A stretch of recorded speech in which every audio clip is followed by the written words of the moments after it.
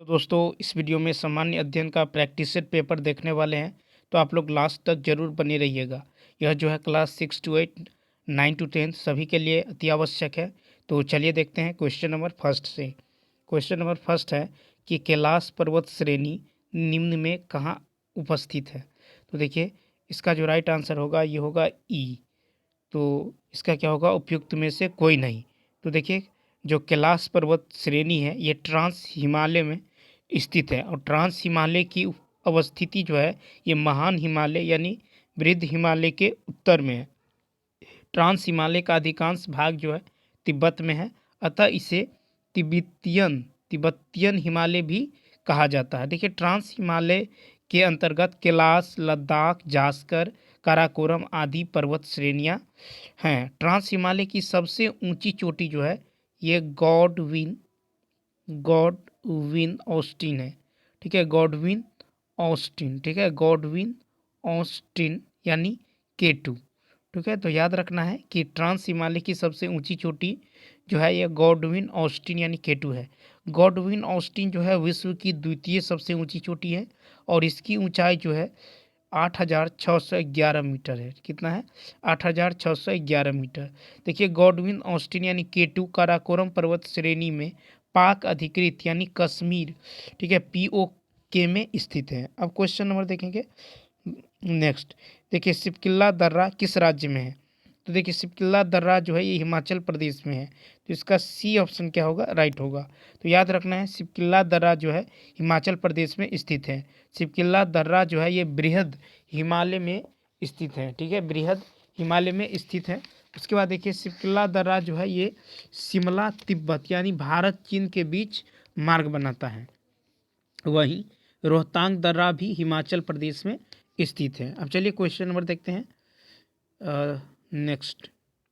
देखिए नेक्स्ट है कि जस्ता यानी जिंक के उत्पादन एवं भंडार में सबसे प्रमुख राज्य कौन है। तो देखिए इसका जो राइट आंसर होगा ये होगा राजस्थान। तो जस्ता के उत्पादन एवं भंडार में सबसे प्रमुख राज्य कौन है, तो राजस्थान है।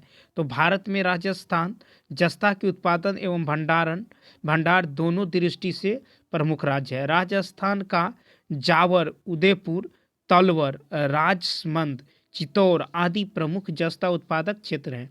राजस्थान के अतिरिक्त तमिलनाडु एवं जम्मू कश्मीर में भी जस्ता की उपस्थिति है। नेक्स्ट है कि जैतपुर नाभिकीय ऊर्जा केंद्र किस राज्य में है। तो देखिए इसका जो राइट आंसर होगा ये होगा महाराष्ट्र यानी सी ऑप्शन। तो जैतपुर नाभिकीय ऊर्जा केंद्र ये महाराष्ट्र राज्य में स्थित है। तो इसका सी ऑप्शन क्या होगा, राइट होगा। देखिए तमिलनाडु में प्रमुख नाभिकीय ऊर्जा केंद्र कुडनकुलम तथा कलपक्कम है। ठीक है, और काकरापार नाभिकीय ऊर्जा केंद्र गुजरात में स्थित है। वहीं केगा नाभिकीय ऊर्जा केंद्र जो है कर्नाटक में है। और नरौरा नाभिकीय जो ऊर्जा केंद्र है ये उत्तर प्रदेश में है। रावत भाटा नाभिकीय ऊर्जा केंद्र ये राजस्थान में स्थित है। रावत भाटा जो है राजस्थान में। तारापुर नाभिकीय ऊर्जा केंद्र ये महाराष्ट्र में है। ठीक है, और जैतपुर नाभिकीय ऊर्जा केंद्र भी महाराष्ट्र राज्य में है। अब क्वेश्चन नंबर देखेंगे 35। देखिए क्वेश्चन नंबर 35 यानी नेक्स्ट है कि मोरमू गांव बंदरगाह कहाँ है। ठीक है, मोरमू गांव बंदरगाह कहाँ है, तो ये गोवा में है। तो याद रखना है मोरमू गांव बंदरगाह गोवा के तट पर स्थित है। तो इसका सी ऑप्शन क्या होगा, राइट होगा। देखिए मोरमू गांव बंदरगाह जो है ये ज्वारी नदी के मुहाने पर है। ठीक है, और मोरमू गांव बंदरगाह कोंकण तट पर है। मोरमू गांव बंदरगाह प्राकृतिक बंदरगाह है। ठीक है, यह क्या है, एक प्राकृतिक बंदरगाह है। मोरमू गांव बंदरगाह क्या है, प्राकृतिक बंदरगाह है। और देखिए मोरमू गांव बंदरगाह 1885 से शुरू हुआ था, जिसे स्वतंत्रता के बाद और सुधार किया गया है। भारत के पश्चिमी तट के प्रमुख बंदरगाह हैं कांडला बंदरगाह जो गुजरात में है, मुंबई बंदरगाह जो महाराष्ट्र में है, और नहावासेवा जो जवाहरलाल नेहरू बंदरगाह ये भी महाराष्ट्र में है। मोरमू गांव गोवा में है और न्यू मैंगलोर कर्नाटक में है, कोच्चि केरल में है। नेक्स्ट क्वेश्चन है कि राष्ट्रीय जलमार्ग अधिनियम किस वर्ष का है। तो देखिए ये जो है 2016 यानी बी ऑप्शन। तो राष्ट्रीय जलमार्ग अधिनियम वर्ष 2016 का है। देश के अंदर जलमार्ग परिवहन को बढ़ाने के उद्देश्य से राष्ट्रीय जलमार्ग अधिनियम 2016 अधिनियम जो है लाया गया। वर्तमान में जो है देश में कुल 111 राष्ट्रीय जलमार्ग है। वर्तमान में जो है कितना है, तो 111 जो है ये राष्ट्रीय जलमार्ग है। ठीक है, और राष्ट्रीय जलमार्ग अधिनियम 2016 के तहत 106 नए राष्ट्रीय जलमार्ग की घोषणा हुई है। इस अधिनियम के पहले 5 राष्ट्रीय जलमार्ग थे। इस प्रकार राष्ट्रीय जलमार्गों की कुल संख्या 111 हो गई है। ठीक है, अब देखिए कि पहले के 5 राष्ट्रीय जलमार्गों में राष्ट्रीय जलमार्ग 1, ठीक है, इलाहाबाद में हल्दिया की राष्ट्रीय जलमार्ग के रूप में जो घोषणा ये 1986 में हुई थी। ठीक है, और यह जलमार्ग जो है 1620 किलोमीटर लंबी है। अब चलिए देखते हैं नेक्स्ट क्वेश्चन। देखिए नेक्स्ट है क्वेश्चन नंबर 37। देखिए कि क्वेश्चन 37 है कि नीचे दिए गए बांध एवं नदी को सुमेलित करें। ठीक है, नीचे दिए गए बांध को जो सो सुमेलित करना है। जैसे देखिए सरदार सरोवर बांध, तो सरदार सरोवर बांध जो है ये नर्मदा नदी पे है। इसका क्या होगा, यानी 1 का 3 होगा। ठीक है, सरदार सरोवर बांध जो है ये नर्मदा नदी पे है। ठीक है, और सरदार सरोवर बांध जो है बी में देखिए तिलैया बांध है। ठीक है, और देखिए सरदार सरोवर बांध जो है सरदार सरोवर बांध 1 का यदि देखें तो इसका ए ऑप्शन होगा। ठीक है, ए ऑप्शन, यानी ए का होगा 3, बी का होगा 4। ठीक है, बी का 4 होगा, यानी तिलैया जो है ये बराकर नदी पे है। तिलैया कहाँ है, बराकर नदी पे। और देखिए सी का होगा 2, यानी गांधी सागर बांध जो है ये कहाँ है, तो चंबल नदी पे। गांधी सागर बांध जो है ये चंबल नदी पे है। और डी का होगा 1, यानी नागार्जुन सागर बांध जो है ये कृष्णा नदी पे है। ठीक है, तो याद रखना है कि सरदार सरोवर बांध जो है ये नर्मदा नदी पे है, और तिलैया बांध जो है ये बराकर नदी पे है, और गांधी सागर बांध जो है गांधी सागर बांध ये चंबल नदी पे है, और नागार्जुन सागर बांध जो है ये कृष्णा नदी पे है। ठीक है, कृष्णा नदी पे है। तो इतनी बातों को याद रखना है।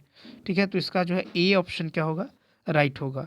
अब देखिए सरदार सरोवर बांध जो है ये नर्मदा नदी पर गुजरात में स्थित है। ठीक है, सरदार सरोवर बांध नर्मदा नदी पर कहाँ है, गुजरात में है। ठीक है, और तिलैया बांध जो है बराकर नदी पर झारखंड में स्थित है, और गांधी सागर बांध जो है ये चंबल नदी पर मध्य प्रदेश में स्थित है। वहीं नागार्जुन सागर बांध कृष्णा नदी पर आंध्र प्रदेश के, ठीक है, पालनाडु जिला और तेलंगाना के नलगोंडा जिला के सीमा क्षेत्र में फैला हुआ है। क्वेश्चन नंबर 38, छोटा नागपुर पठार का विस्तार जो है किन राज्यों में है। तो देखिए यह है झारखंड, बिहार, छत्तीसगढ़, उड़ीसा एवं पश्चिम बंगाल। तो छोटा नागपुर पठार का विस्तार झारखंड, बिहार, छत्तीसगढ़, उड़ीसा एवं पश्चिम बंगाल राज्यों में है। छोटा नागपुर पठार का जो विस्तार है ये मुख्य रूप से झारखंड में है। झारखंड के अतिरिक्त छोटा नागपुर पठार के हिस्सों की उपस्थिति दक्षिणी बिहार, उत्तरी छत्तीसगढ़ और पश्चिम बंगाल के पुरुलिया जिला तथा उड़ीसा के उत्तरी भाग में है। छोटा नागपुर पठार के मुख्य 3 हिस्से हैं, राजमहल पहाड़ी, हजारीबाग का पठार तथा रांची का पठार। वहीं राजमहल पहाड़ी छोटा नागपुर पठार के उत्तर पूर्व के हिस्से में है। ठीक है, और हजारीबाग का पठार जो है ये छोटा नागपुर पठार का उत्तरी भाग है, और रांची का जो पठार है ये छोटा नागपुर पठार का दक्षिणी भाग है।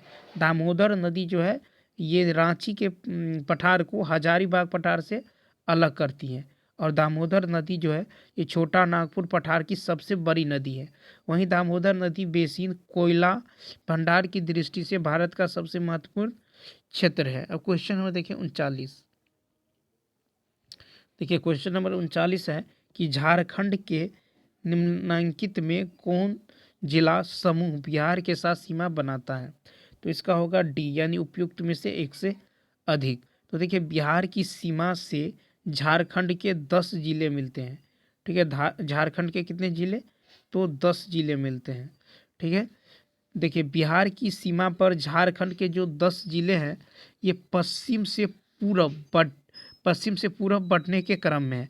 जैसे गढ़वा, पलामू, चतरा, हजारीबाग, कोडरमा, गिरिडीह, देवघर, दुमका, गोंडा एवं साहेबगंज है। झारखंड की सीमा से बिहार के 8 जिले मिलते हैं। ठीक है, बिहार के 8 जिले। तो देखिए झारखंड की सीमा से बिहार के कितने जिले, 8 जिले मिलते हैं। तो झारखंड की सीमा पर बिहार के 8 जिले पश्चिम से पूरब की ओर बढ़ने के क्रम में है, जिससे रोहतास, औरंगाबाद, गया, नवादा, जमुई, बांका, भागलपुर एवं कटिहार। ठीक है, तो इसका डी ऑप्शन क्या होगा, राइट होगा। देखिए क्वेश्चन नंबर 40 है कि समुद्री मार्ग से अंग्रेजों का सर्वप्रथम आगमन भारत के किस बंदरगाह पर हुआ था। तो 40 का जो है सी ऑप्शन क्या होगा, राइट होगा, यानी सूरत। समुद्री मार्ग से अंग्रेजों का सर्वप्रथम आगमन भारत के सूरत बंदरगाह से हुआ था। अब देखिए भारत में समुद्री मार्ग से अंग्रेजों का प्रथम बार आगमन ये 1608 ईस्वी में, ठीक है, 1608 ईस्वी में हुआ था। 1608 में भारत भेजे गए अंग्रेजों के दल का नेतृत्व कैप्टन हॉकिंस के हाथ में था। कैप्टन हॉकिंस ब्रिटिश शासक जेम्स प्रथम के राजदूत के रूप में अप्रैल 1609 में जहांगीर के दरबार में आया था। कैप्टन हॉकिंस अंग्रेजी, फारसी एवं तुर्की का ज्ञाता भी था। मुगल शासक जहांगीर जो है कैप्टन हॉकिंस से प्रभावित हुआ था और भारत में अंग्रेजों की पहली फैक्ट्री सूरत में खुली थी। क्वेश्चन नंबर 41 है कि प्रथम कर्नाटक युद्ध की समाप्ति किस संधि से हुई थी। तो इसका जो है ई ऑप्शन, यानी उपयुक्त में से कोई नहीं। तो प्रथम कर्नाटक युद्ध की जो समाप्ति है ये एला सापला यानी सापले की संधि से हुई थी। एला सापला की संधि से हुई थी। एला सापले में 1748 ईस्वी में हुई संधि से यूरोप में शुरू हुआ ऑस्ट्रेलिया के उत्तराधिकार युद्ध की समाप्ति हुई थी। एला सापले की संधि से भारत में अंग्रेज और फ्रांसीसियों के बीच चल रहे युद्ध प्रथम कर्नाटक युद्ध की समाप्ति हुई थी। अब प्रथम युद्ध जो है कर्नाटक युद्ध ये 1746 से 1748 ईस्वी के बीच लड़ा गया था। अब चलिए देखते हैं क्वेश्चन नंबर नेक्स्ट। तो देखिए क्वेश्चन नंबर नेक्स्ट है कि वर्ष 1946 में अंतरिम सरकार बनाने के लिए किस वायसराय ने कांग्रेस अध्यक्ष जवाहरलाल नेहरू को जो है निमंत्रण भेजा था। तो इसका जो है बी ऑप्शन क्या होगा, राइट होगा, यानी लॉर्ड वेवेल।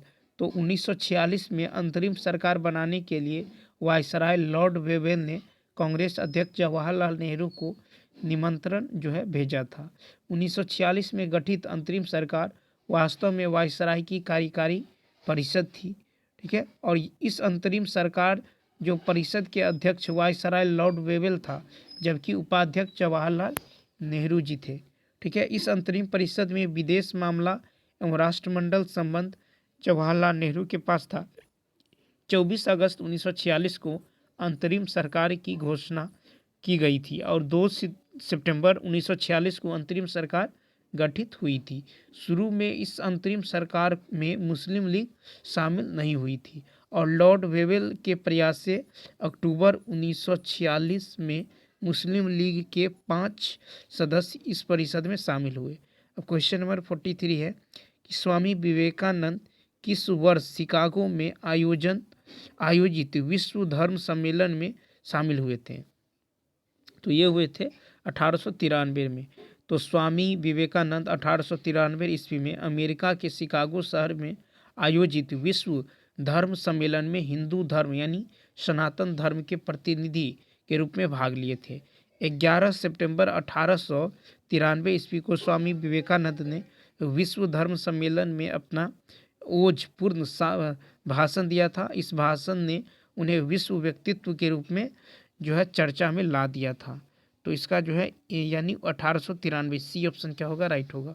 अब चलिए क्वेश्चन नंबर देखते हैं नेक्स्ट। अब देखिए नेक्स्ट क्वेश्चन नंबर है कि किस अधिनियम से प्रांतों में द्वैध शासन की शुरुआत उपबंध जो है उपलब्ध कराया गया था। तो इसका जो राइट आंसर होगा ये होगा सी, यानी भारत शासन अधिनियम 1919। तो याद रखना है भारत शासन अधिनियम 1919 द्वारा प्रांतों में द्वैध शासन का जो है की शुरुआत का उपबंध उपलब्ध कराया गया। भारत शासन अधिनियम 1919 की जो कुछ मुख्य बातें हैं, जैसे प्रांतों में द्वैध शासन की शुरुआत का उपबंध किया गया, केंद्रीय एवं प्रांतीय विषयों को अलग किया गया, प्रांतीय विषयों को आरक्षित एवं हस्तांतरित श्रेणियों में बांटा गया और लंदन में भारत के उच्चायुक्त के कार्यालय का सृजन किया गया। अब चलिए क्वेश्चन नंबर देखते हैं नेक्स्ट 45। अब देखिए क्वेश्चन नंबर नेक्स्ट है कि निम्नांकित में से किस ब्रिटिश एक्ट में यह प्रावधान पहली बार उपस्थित कराया गया कि कंपनी की आय से भारतीयों की शिक्षा के लिए प्रति वर्ष 1 लाख रुपया व्यय किया जाएगा। तो इसका जो राइट आंसर होगा ये होगा बी ऑप्शन, यानी चार्टर अधिनियम 1813। तो चार्टर अधिनियम 1813 के विभिन्न उपबंधों में एक प्रमुख उपबंध यह था कि कंपनी की आय से भारतीयों की शिक्षा के लिए प्रति वर्ष 1 लाख रुपये व्यक्त किया जाएगा। चलिए क्वेश्चन नंबर देखते हैं 46। तो चलिए देखते हैं। देखिए क्वेश्चन नंबर 46 है कि निम्नांकित में कौन तथ्य सही है। ठीक है, तो इसका जो राइट आंसर होगा ये होगा ए ऑप्शन, यानी 1, 2 और 3। तो असहयोग आंदोलन के दौरान जयप्रकाश नारायण ने पटना कॉलेज की अपनी पढ़ाई को छोड़ दिया था। दूसरा, असहयोग आंदोलन के दौरान डॉक्टर राजेंद्र प्रसाद अपनी वकालत छोड़ दी। और तीसरा है कि बिहार के प्रथम एडवोकेट जनरल बलदेव सहाय ने भारत छोड़ो आंदोलन के दौरान अपने इस पद से इस्तीफा दे दिया। तो इसका जो है ए ऑप्शन क्या होगा, सही तथ्य है। अब चलिए क्वेश्चन में देखते हैं 47 है कि प्रथम अखिल भारतीय किसान सभा के अध्यक्ष कौन थे। तो इसका राइट आंसर होगा ए ऑप्शन। देखिए प्रथम अखिल भारतीय किसान सभा के अध्यक्ष स्वामी सहजानंद सरस्वती थे। कौन थे, स्वामी सहजानंद सरस्वती प्रथम अखिल भारतीय किसान सभा के अध्यक्ष थे। प्रथम जो है इसका जो आयोजन है, प्रथम अखिल भारतीय किसान सभा का जो आयोजन है ये अप्रैल 1936 में लखनऊ में हुआ था। प्रथम अखिल भारतीय किसान सभा का अध्यक्ष स्वामी सहजानंद सरस्वती को बनाया गया, जबकि महासचिव NG रंगा को बनाया गया था। ठीक है, किसको, तो NG रंगा को। ठीक है, अब देखिए वहीं अखिल भारतीय किसान सभा के द्वितीय सम्मेलन में अध्यक्ष जो है NG रंगा को तथा महासचिव स्वामी सहजानंद सरस्वती को बनाया गया था। और अखिल भारतीय किसान सभा के तृतीय सम्मेलन में अध्यक्ष पुनः स्वामी सहजानंद सरस्वती को बनाया गया एवं महासचिव NG रंगा को बनाया गया। अब चलिए देखते हैं 48। देखिए 48 है कि मैथिली भाषा को संविधान के 8वीं अनुसूची में किस संविधान संशोधन अधिनियम द्वारा शामिल किया गया। तो इसका राइट आंसर होगा बी ऑप्शन, यानी 92। तो याद रखना मैथिली भाषा को संविधान के 8वीं अनुसूची में 92वां संविधान संशोधन अधिनियम 2003 में शामिल किया गया। और 92वां संविधान संशोधन अधिनियम 2003 द्वारा संविधान की 8वीं अनुसूची में बोडो, मैथिली एवं संथाली इन 3 भाषाओं को शामिल किया गया है। ठीक है, और 92वां संविधान संशोधन अधिनियम के तहत 8वीं अनुसूची में बोडो, मैथिली एवं संथाली के शामिल होने के बाद 8वीं अनुसूची उल्लेखित भाषाओं की कुल संख्या हो गया है, ये कितना हो गया है, तो 22। अब चलिए क्वेश्चन नंबर देखते हैं 49।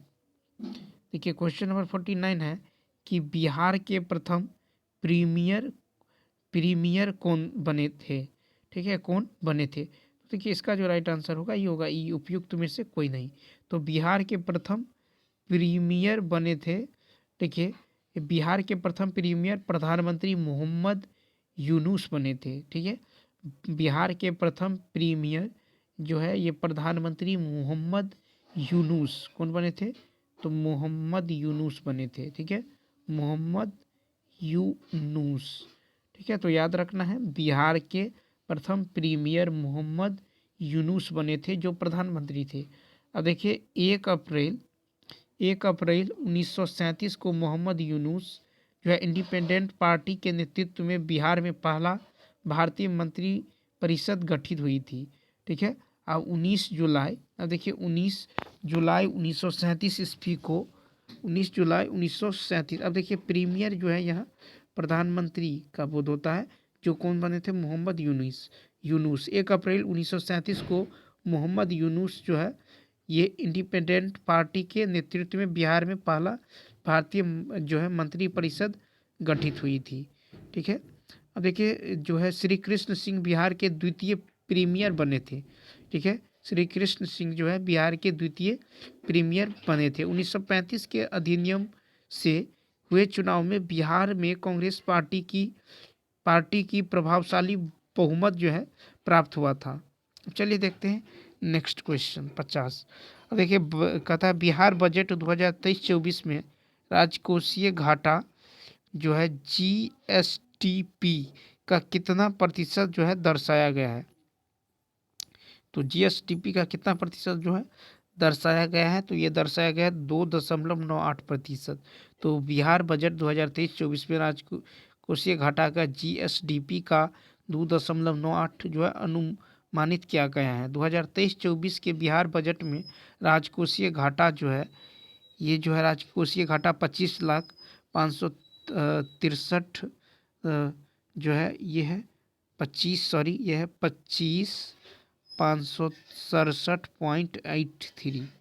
ये क्या है 25,500 यानी 25,567.83 करोड़ रुपए, ठीक है, दर्शाया गया है। ठीक है, अब चलिए देखते हैं क्वेश्चन नंबर 51। देखिए क्वेश्चन नंबर 51 है, क्वेश्चन नंबर 51 जो है ये जो है मैथ का क्वेश्चन है। ठीक है, इसे छोड़ेंगे। अब चलिए आगे देखते हैं जीके जीएस। अब देखिए क्वेश्चन नंबर जो है 60 क्वेश्चन नंबर देखेंगे 56 63। अच्छा यहाँ पे देखिए 59। ठीक है, क्वेश्चन नंबर 59 देखेंगे। तो क्वेश्चन नंबर 59 है कि इनमें सर्वाधिक महत्वपूर्ण सिंचाई साधन जो है, तो इसका जो राइट आंसर होगा ये होगा सी ऑप्शन, यानी नहर तथा नलकूप। ठीक है, तो सर्वाधिक महत्वपूर्ण सिंचाई का साधन क्या है, नहर एवं नलकूप है। तो सी ऑप्शन क्या होगा, राइट होगा। अब देखिए बहुउद्देशीय नदी घाटी परियोजना से सिंचाई, बिजली और बाढ़ नियंत्रण 3 मुख्य उद्देश्य है। डीवीसी की स्थापना 1948 में किया गया। अब देखिए क्वेश्चन नंबर 60 है कि खाली स्थान कोशिका की एक प्रकार की अपशिष्ट निस्तापन प्रणाली है। वे किसी भी बाह्य सामग्री के साथ साथ खराब हो चुके कोशिकांगों को पचाकर कोशिका को साफ रखने में मदद करते हैं। ठीक है, मदद करते हैं खाली। तो इसका जो राइट आंसर होगा ये होगा बी ऑप्शन, यानी लाइसोसोम। लाइसोसोम कोशिका की एक प्रकार की अपशिष्ट निस्तारण प्रणाली है। वे किसी भी बाह्य सामग्री के साथ साथ खराब हो चुके कोशिकांगों को पचाकर कोशिका को साफ रखने में मदद करते हैं। लाइसोसोम कोशिका का क्या है, अपशिष्ट निपटाने वाला अंग है। ठीक है, और लाइसोसोम बाहरी पदार्थ के साथ साथ कोशिका अंगकों के टूटे फूटे भागों को भी पाचित करके कोशिका को साफ कर देते हैं। लाइसोसोम गोल्जी उपकरण द्वारा निर्मित झिल्ली युक्त गोले होते हैं। अब देखिए लाइसोसोम को आत्महत्या की क्या कहा जाता है, थैली कहा जाता है। लाइसोसोम को आत्महत्या की थैली भी कहा जाता है। माइटोकॉन्ड्रिया को power house of the cell कहा जाता है। अब चलिए क्वेश्चन नंबर 61 देखते हैं। देखिए क्वेश्चन नंबर 61 है कि हम एक हथौड़े की मदद से मांसपेशीय बल लगाते हैं तो कौन से अन्य बल की कील को दीवार में ठोकने में योगदान करते हैं। तो इसका राइट आंसर होगा सी, यानी घर्षण। तो एक हथौड़े की मदद से मांसपेशीय बल लगाते हैं तो घर्षण बल जो है कील को दीवार में ठोकने में योगदान करते हैं। जब कोई पिंड किसी अन्य पिंड पर खिसकता या लुढ़कता है तो पिंड की सतहों के बीच जो गति की दिशा के विपरीत कार्य करने वाला बल को ही घर्षण बल कहा जाता है। ठीक है, तो अब चलिए देखते हैं क्वेश्चन नंबर 62 है कि चूना, पत्थर, चौक और संगमरमर खाली स्थान के विभिन्न रूप हैं। तो देखिए इसका जो राइट आंसर होगा ई, यानी उपयुक्त में से कोई नहीं। तो देखिए चूना, पत्थर, चौक और संगमरमर जो है ये कैल्शियम कार्बोनेट के विभिन्न रूप हैं। चूना, पत्थर, चौक, संगमरमर कैल्शियम कार्बोनेट के क्या है, विभिन्न रूप है। कैल्शियम कार्बोनेट का जो रासायनिक सूत्र होता है ये होता है CaCO3। ठीक है, कैल्शियम कार्बोनेट का रासायनिक सूत्र होता है CaCO3। कैल्शियम हाइड्रोक्साइड को बुझा हुआ चूना कहते हैं। कैल्शियम हाइड्रोक्साइड को क्या कहते हैं? बुझा हुआ चूना। कैल्शियम हाइड्रोक्साइड का जो रासायनिक सूत्र होता है ये होता है CaOH के होल 2। क्या होता है? CaOH के होल 2। इसे ही क्या कहते हैं? बुझा हुआ चूना। अब देखिए सोडियम हाइड्रोक्साइड का रासायनिक सूत्र क्या होता है? NaOH, सोडियम हाइड्रोक्साइड यानी NaOH। ठीक है। अब देखिए अमोनियम हाइड्रोक्साइड का रासायनिक सूत्र NH4OH होता है। क्या होता है? NH4OH। ठीक है। और अमोनिया ऑक्साइड जो है ये क्षारीय प्रकृति के होते हैं। ठीक है। अब चलिए देखते हैं 63 क्वेश्चन नंबर 63। देखिए यहाँ है क्वेश्चन नंबर 63। क्वेश्चन नंबर 63 है कि वह साइट जहाँ अंतःस्रावित ग्रंथियों किसी अंग विशेष तक पहुँचाने के लिए रक्त प्रवाह में हार्मोन स्रावित करती है किस नाम से जाना जाता है? तो ये जाना जाता है टारगेट साइट। तो वह साइट जहाँ अंतःस्रावित ग्रंथियाँ किसी अंग विशेष तक पहुँचाने के लिए रक्त प्रवाह में हार्मोन स्रावित करती हैं उसे टारगेट साइट के नाम से जाना जाता है। ठीक है। तो अंतःस्रावी ग्रंथियां नलिका विहीन होती हैं। वह विज्ञान की शाखा जो अंतःस्रावी ग्रंथियों का वर्णन करती हैं उसे क्या कहते हैं? तो इंडोक्राइनोलॉजी कहलाता है। ठीक है। अब चलिए देखते हैं क्वेश्चन नंबर 64। 64 है कि किसी सामग्री के खाली स्थान का मान जितना अधिक होगा उतना ही तेजी से यह ऊष्मा को क्या करेगा? संचालित करेगा। तो इसका राइट आंसर होगा सी, ऊष्मीय चालकता। तो किसी सामग्री के उसकी ऊष्मीय चालकता का मान जितना अधिक होगा उतनी ही तेजी से यह ऊष्मा को संचालित करेगा। किसी पदार्थ का तापमान 1 डिग्री सेल्सियस से बढ़ाने या घटाने के लिए इसके इकाई द्रव्यमान द्वारा ली गई या निकाली गई ऊष्मा उस पदार्थ की विशिष्ट ऊष्मा कहलाती है। ठीक है। तो इसका जो है क्या होगा? C option. अब चलिए देखते हैं क्वेश्चन नंबर 65। देखिए 65 है कि पुष्प के मध्य में स्थित खाली स्थान मादा प्रजनन भाग होता है। तो इसका राइट आंसर होगा ए यानी अंडप। तो याद रखना है कि पुष्प के मध्य में स्थित अंडप मादा प्रजनन भाग होता है। अब जयांग पुष्प का वास्तविक मादा भाग होता है। यह पुष्प का चौथा और सबसे भीतरी चक्र होता है। यह अंडपों से निर्मित होता है। और देखिए दल पुंज पुष्प का दूसरा चक्र होता है।